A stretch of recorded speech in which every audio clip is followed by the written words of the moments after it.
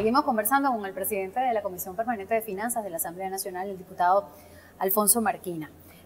Quisiera seguir profundizando en el alcance de este decreto de estado de excepción. En el punto específico del orden interno, diputado, este decreto incluye cosas como la suspensión del porte de armas, pero además hace una particular referencia a quienes usen recursos para desestabilizar el país.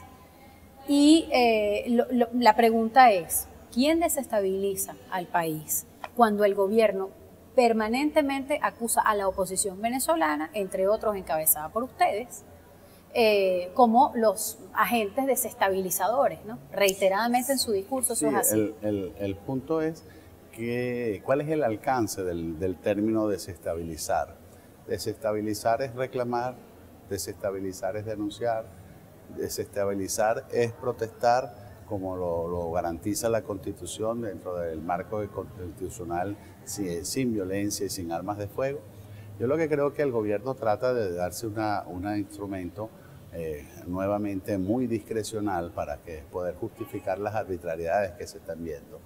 ¿Será que desestabilizar para el señor Maduro puede ser que en un futuro un ama de casa que reclamen una cola cuando le digan que se acabó la leche después que hizo 8 horas de cola porque vio que un grupo de funcionarios se llevaban paquetes por la parte de atrás y al reclamar está desestabilizando? ¿Qué es lo que se busca con esto? Seguirle sembrando temor al pueblo de Venezuela. Mira, yo creo que eso es un gravísimo error. Venezuela tiene hoy una situación muy difícil. Existe una gran carga de frustración, de rabia en el pueblo venezolano y por lo tanto, lejos de pretender silenciar bajo las amenazas al pueblo de Venezuela, lo que habría que es permitir que esa rabia, que esa inconformidad se drene a través de los mecanismos constitucionales. Por eso nosotros estamos planteando el referéndum revocatorio, que es un mecanismo que permite canalizar toda esa rabia y todas esas frustraciones de manera democrática al pueblo venezolano. ¿Qué busca el gobierno al decir Aristóbulo, por ejemplo, Aristóbulo Istúriz, el vicepresidente, o el propio Diosdado Cabello y Jorge Rodríguez, cosas como los tiempos no dan, no se va a perder un revocatorio que no va a ocurrir, dijo el propio vicepresidente?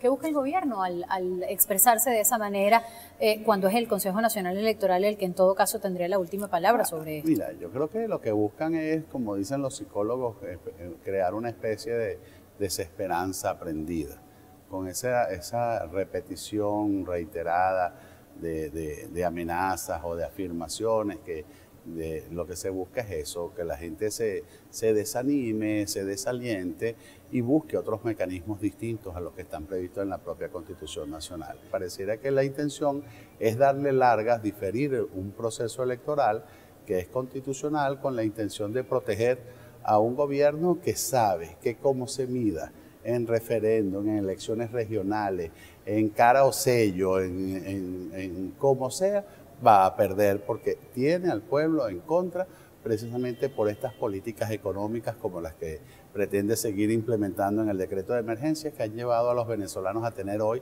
la inflación más alta del mundo. 181% según el Banco Central fue la inflación del año pasado, 315% de inflación en el rubro de alimentos. Y tú sabes qué es lo más triste, que en enero cuando empezamos en el año, la inflación promedio mensual era del 10%. A raíz de la implementación de este decreto, que es la reedición de los errores, ya esa inflación promedio mensual es del 17%. Es decir, que si sufrimos los venezolanos con 181 de inflación el año pasado, hoy los economistas más conservadores te hablan de más de 700% de inflación. ¿Usted ha advertido sobre ese mismo punto que a usted no le extrañaría que esa inflación llegase a 4 dígitos? Sí, incluso el propio Fondo Monetario Internacional, que en sus cálculos siempre son muy conservadores, estiman que para el año próximo, si en Venezuela no se producen los cambios que desde el punto de vista económico tienen que implementarse, pudiéramos estar hablando de más de 2.200% de inflación. Eso es algo terrible, sobre todo porque es un mal hecho en socialismo. Esto no es un problema regional ni es un problema mundial. Venezuela en el pasado llegó a tener 80 e incluso hasta un poquito más de inflación, pero había un problema regional y mundial. En esa misma época Cuando Venezuela tenía 83%, volteabas hacia Brasil, hacia Argentina, hacia Perú, habían 4.800% de inflación, habían 2.200 en otra, es decir, había un problema muy grave en la región. Hoy en Venezuela tenemos esta inflación y resulta que cuando volteas a toda América Latina no hay sino un solo país, además de Venezuela, con inflación de 10 dígitos, de 2 dígitos, que es Argentina, y tiene 10%. Todos los demás tienen 3, 4%, incluso Bolivia, que vemos al presidente boliviano venir de manera tan recurrente a buscar recursos, financiamiento en Venezuela. Allá la inflación en este año fue de 3 punto algo, no llegó a 4%. Aquí en Venezuela, señores, 315% en los alimentos. Y en el tema de la escasez, el manejo como que están haciendo de tipo político de las divisas, ha llevado a que la escasez se va a profundizar más este año.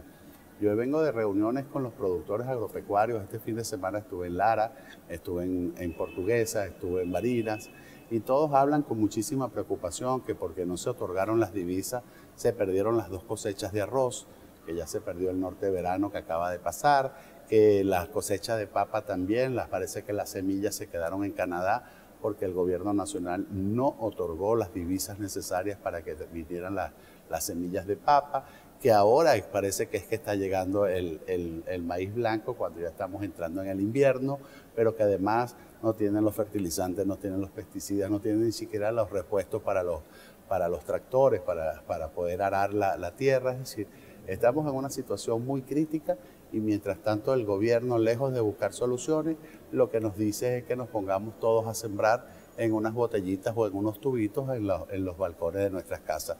Y si esa era la solución, ¿para qué el gobierno confiscó 4,5 millones de hectáreas?